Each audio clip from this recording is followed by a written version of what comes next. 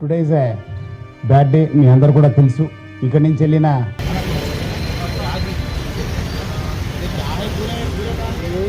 Saudi அரேபியாவில் நடந்த பேருந்து விபத்தில் இந்தியர்கள் 45 பேர் உயிரிழந்திருப்பதாக தகவல்கள் வெளியாகியுள்ளன. கோர விபத்தில் சிக்கிய ஒரு பயணி உயிர் பிழைத்திருப்பதாகவும் தகவல்கள் தெரிவிக்கின்றன.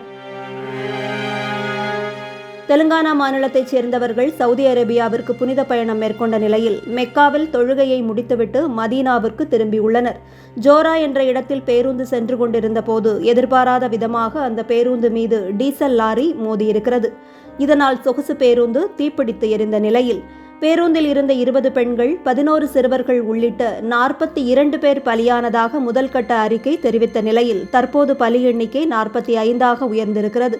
இந்த விபத்தில் சிக்கிய ஒரு பயணி மட்டும் உயிர் பிழைத்திருப்பதாகவும் தகவல்கள் தெரிவிக்கின்றன.